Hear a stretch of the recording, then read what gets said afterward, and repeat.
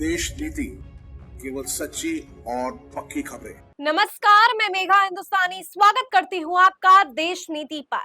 आज 3 अक्टूबर है, वो 3 अक्टूबर जिस दिन किसानों को कुचल दिया गया।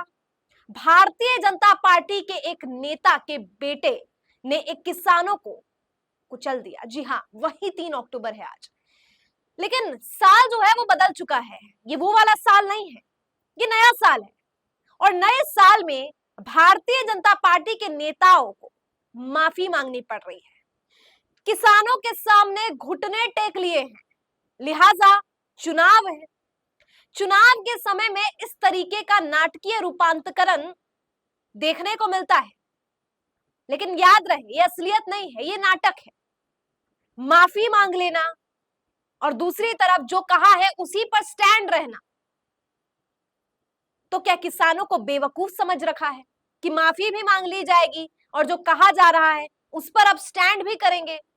तो माफी किस लिए मांग रहे हैं? क्या भारतीय जनता पार्टी के नेताओं को माफी मांगना नहीं आता? क्या सॉरी किस लिए बोलते हैं? सॉरी का अर्थ समझाना पड़ेगा भारतीय जनता पार्टी वालों को। लगता तो बिल्कुल ऐसा ही है। खबर क्या निकल कर आ रही है वो बताती हूं, फिर इस पर चर्चा करेंगे। सुप्रिया सुनेत लिखती है, आज के दिन ठीक 3 साल पहले 3 अक्टूबर 2021 को अजय मिश्र टेनी के लड़के ने निहत्थे किसानों के ऊपर गाड़ी चढ़ाकर 4 किसानों को गाजर मूली की तरह लखीमपुर में रौंद डाला था। नरेंद्र मोदी ने मुख्य अभियुक्त के पिता को इतने गंभीर जुर्म के बावजूद देश का गृह राज्य मंत्री बनाए रखा। आखिरकार जनता ने चुनाव में अहंकार का अंत किया। अब हरियाणा हिसाब करेगा इस पाप का।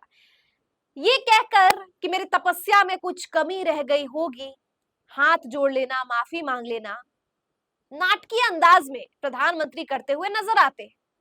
लेकिन वो नाटक चंद भर का ही रहता है, क्योंकि चुनाव जो सामने थे, जब अनकंडीशनल अपॉलजी होती है उसको माफी मांगना कहते हैं।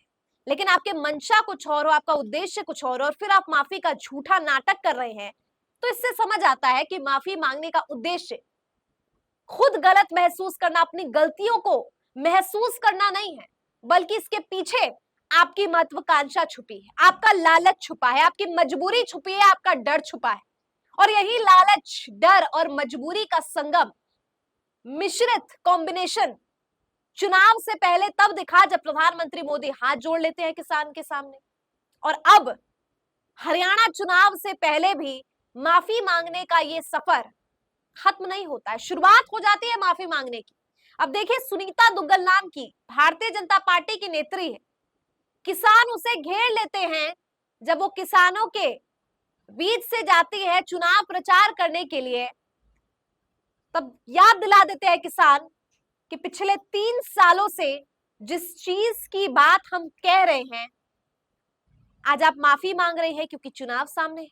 क्या कहते हैं किसान और कैसे हाथ जोड़ने पर विवश हो जाती है भारतीय जनता पार्टी की ये नेत्री, पूरी खबर आप तक पहुंचाते हैं। सुप्रिया सुनेत लिखती है, यह बीजेपी की सुनीता दुग्गल है। 2024 का लोकसभा चुनाव हार गई थी, अब रतिया से एमएलए प्रत्याशी है। यहां मान रही है 13 फरवरी को हरियाणा की बीजेपी सरकार का किसानों का दिल्ली जाने का रास्ता रोकना गलत था। बीजेपी के शीर्ष नेता गलत कहते हैं कि शंभू और कनौरी पर बैठे किसान नकली है। शुभकरण सिंह को गोली मारने की जांच होनी चाहिए। किसानों के लिए यह हमदर्दी पहले क्यों नहीं जागी? 3 सवाल थे किसान के, तीनों ही सवालों के उत्तर देते हुए माफीनामा मांग लिया जाता है, हाथ जोड़ लिए जाते हैं। लेकिन नाटक है जनाब, चुनाव सामने है। अगर माफी ही मांगनी थी तो चुनाव से पहले मांग ली जाती।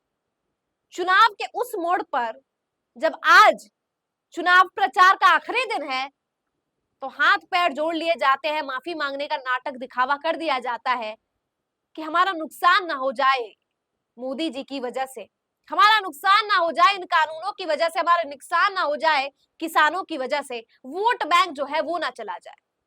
ये बिल्कुल स्क्रिप्टेड सा लग रहा है कि पहले चीज कर दो, जानबूझकर कर दो, उसे गलती का नाम दे दो, फिर माफी मांग लो।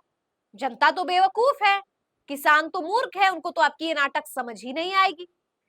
दोस्तों, एक तरफ ये सब कुछ चल रहा है, दूसरी तरफ क्या चल रहा है वो देखिए। किसानों का मुखौटा पहनकर पंजाब के कुछ लोगों ने अब मनोहर लाल खट्टर के बयान पर छिड़ा सियासी घमासान।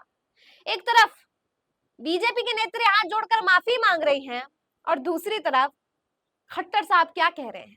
कह रहे हैं कंगना रनौत के बाद अब हरियाणा के मुख्यमंत्री मनोहर लाल खट्टर ने किसान आंदोलन को लेकर दिए गए एक बयान को लेकर कांग्रेस ने बीजेपी पर निशाना साधा है।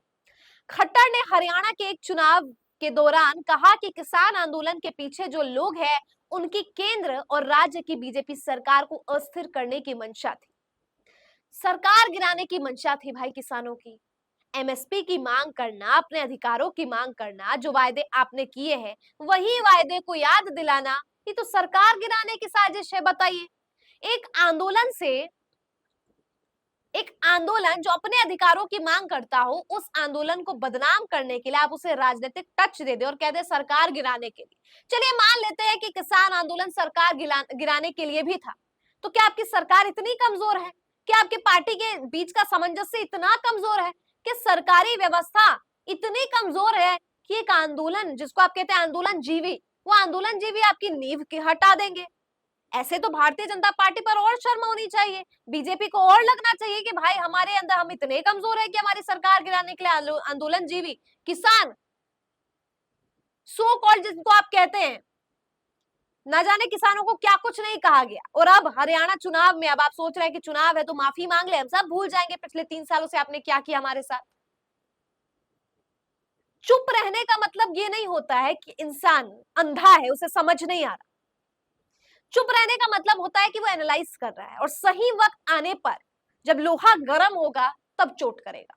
और किसान भी इस बार इस वक्त का बेसब्री से इंतजार कर रहे थे जब चुनाव के समय आप हाथ जोड़ लेंगे और माफी तब भी नहीं दी जाएगी। क्यों दी जाएगी भाई? माफी तब दी जाती है जब मंशा गलत ना हो या गलती की गई हो और सही मन से माफी मांग रहे, इसके पीछे कोई निहित कारण ना हो।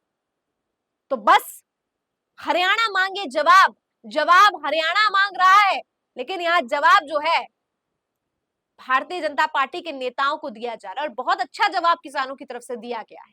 इसी प्रकार से अलग अलग जगह पे नयाब सिंह सैनी, तो एक खबर आ रही है कि अपना विधानसभा क्षेत्र नहीं बचा पा रहे हैं, तो और इनके नेता क्या ही कमाल कर देंगे। और मोदी जी कहते हैं अपने भाषणों में कि मिलने की गुंजाइश भी नहीं है कांग्रेस को हरियाणा विधानसभा सीटें, या कांग्रेस तो जीत भी नहीं सकती है, गुंजाइश ही नहीं। और यहाँ देखिए गुंजाइश ऐसी कि भारतीय जनता पार्टी के नयाब सिंह सैनी अपनी कुर्सी बचाने के लिए जो है इतने ज्यादा डेस्परेट हो गए, इतने लकपका गए हैं, समझ नहीं आ रहा उनको क्या किया जाए।